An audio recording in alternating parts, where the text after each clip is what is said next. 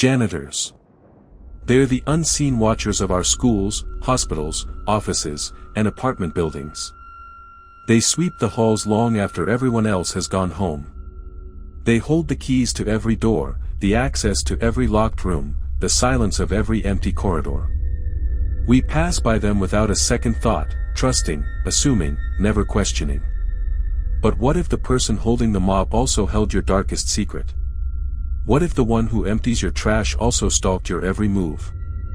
And what if, beneath the hum of fluorescent lights, their footsteps echoed closer than you realized?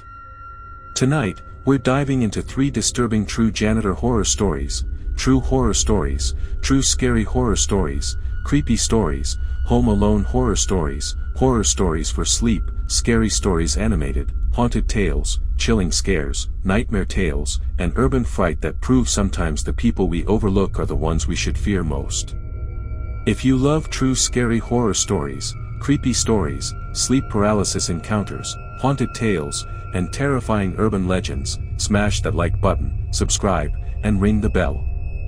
Because the scariest monsters aren't always strangers in the dark, they're the ones already holding the keys to your world.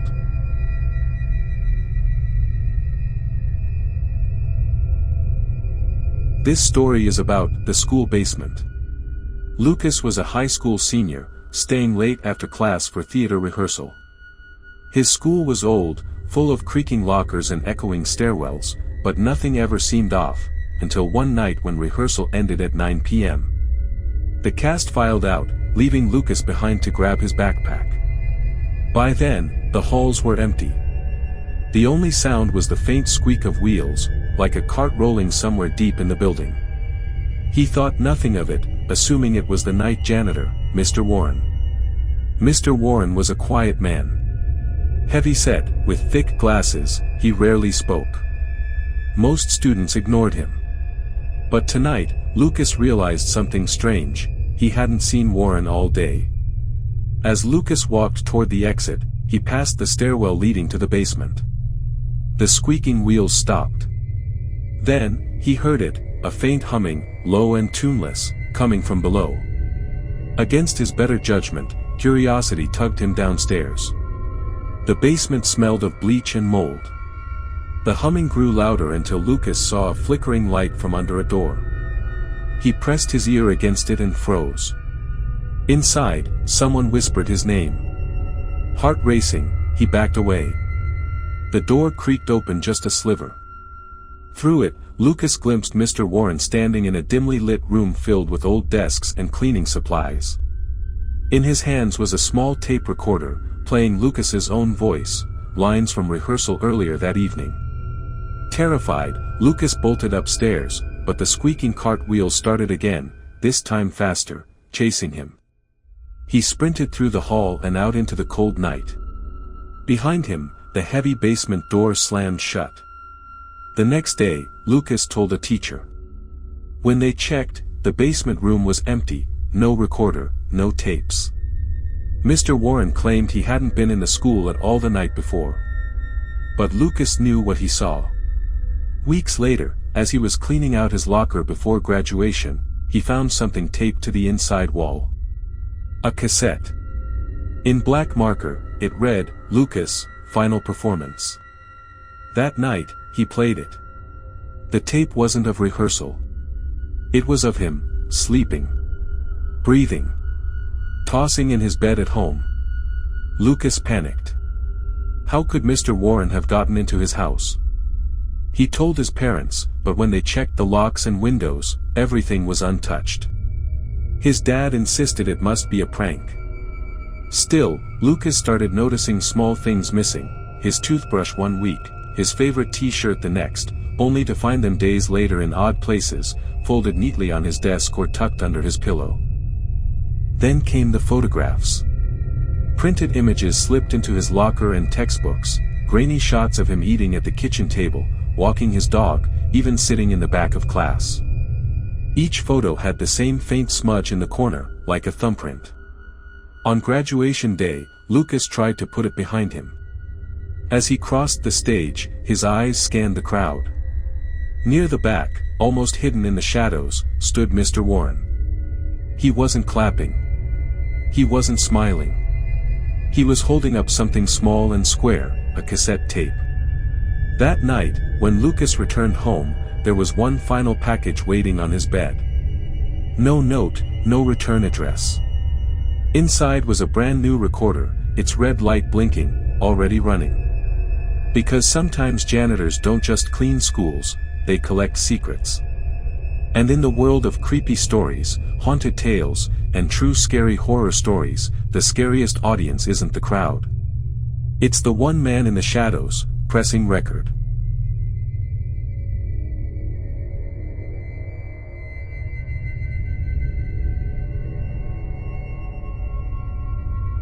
This story is about the hospital night shift. Marlene was a nurse at a city hospital, often working the late shift. Hospitals at night are eerie enough, the dim corridors, the steady beep of machines, the silence broken by distant coughs. But Marlene grew used to it, until the janitor named Clifford started working nights. Clifford was polite, soft-spoken. He always asked if she needed help, always seemed to appear when she was alone. At first, she brushed it off as kindness. But then, things became unsettling. One night, as Marlene walked to the supply room, she found her cart already stocked, with items she hadn't touched yet. Clifford appeared from the shadows, smiling. "Just making things easier for you." Another time, she caught him standing at the end of a dark hallway, just staring. When she asked what he was doing, he said he was listening to the building breathe. The breaking point came when a patient, a young woman, complained about waking to find Clifford in her room at 3 a.m., just watching her sleep. The staff dismissed it as confusion from medication, but Marlene couldn't shake the story. Then came the stormy night. Power flickered, and Marlene stayed behind after her shift to finish paperwork. When she finally headed out, the hospital halls were empty, except for Clifford's mop bucket. She passed the pediatric wing and froze. Every door was slightly open, rocking in the draft. From inside one room, she heard a soft voice whispering a lullaby. Clifford's voice. Peeking in, she saw him cradling a mop handle like a baby, rocking it back and forth in the dark. When she gasped, he looked up. His eyes were wide, unblinking. "Shoo," he hissed, "you'll wake them." Marlene ran. The next day, she reported him. But HR insisted Clifford had resigned weeks ago. According to records, he hadn't worked a single shift since. That night, Marlene got home to find a note slid under her door. In block letters, it read, "Hospitals never close. I'll always find a way back in." For weeks, Marlene couldn't sleep. Every time she walked into a dark inpatient room, she swore she caught the faint smell of bleach and floor polish. Once, she even saw a reflection in a window, Clifford's round glasses glinting back at her, but when she spun around, the hallway was empty. Another night, she went to grab linens only to find every sheet already laid out in neat, perfect stacks. At the top was a children's blanket, embroidered with her name stitched in clumsy red thread. She hadn't told anyone that she used to bring her childhood blanket on double shifts for comfort. Someone had been watching closely enough to know. Her co-workers started noticing things too, for bags swapped, empty beds turned down as if for invisible patients. Security cameras caught nothing, as if someone had carefully avoided them. But Marlene knew who it was. Clifford hadn't left. The final straw came during another late shift. As she bent over a patient chart, she felt breath against her ear and a whisper, "You'll make a wonderful nurse, for them." She spun around. No one was there. Only a wet mop leaning against the wall, dripping a slow puddle that stretched toward her shoes. Marlene transferred hospitals soon after, but she never felt safe again. Months later, while working her new job, she opened her locker to find a laminated hospital ID badge hanging inside. Not hers, Clifford's. Across the bottom, in smeared black ink, someone had written, "Still on shift." Because in haunted stories, true horror stories, and nightmare tales, sometimes the scariest patients aren't the ones in the beds, they're the ones holding the keys to every room.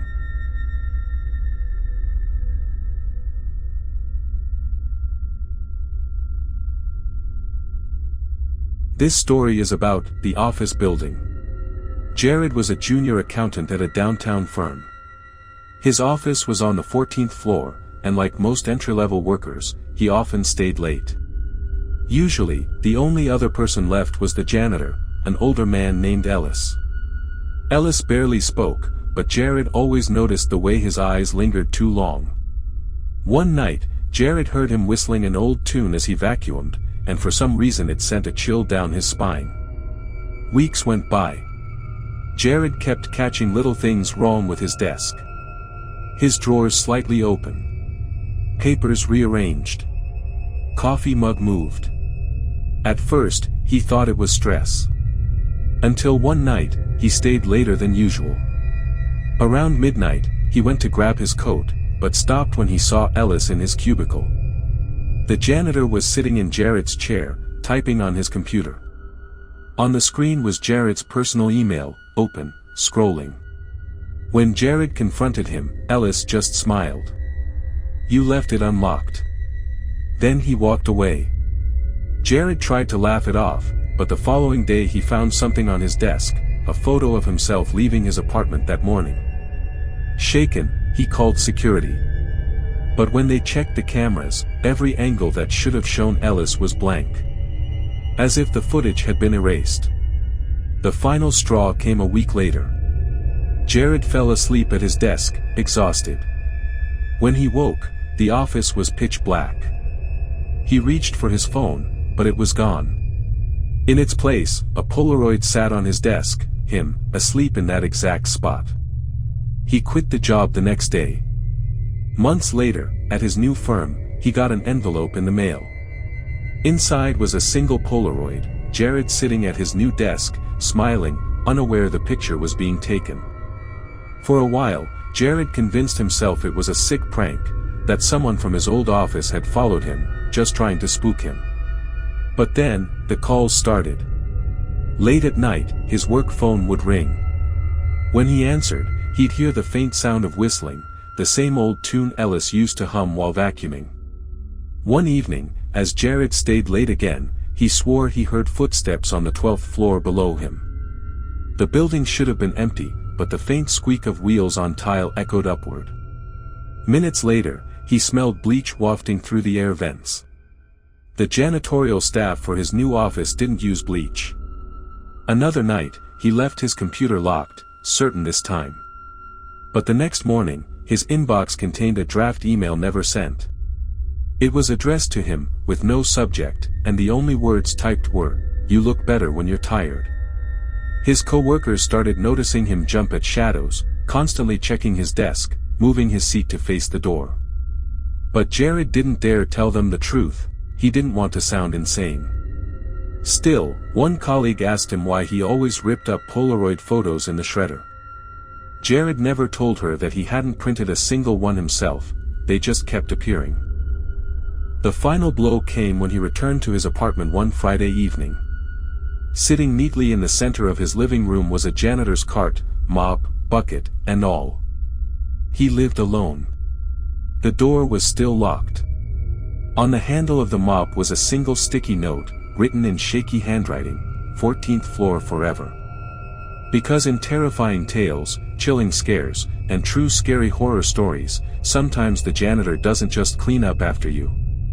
Sometimes, they erase your footprints, so theirs are the only ones left behind.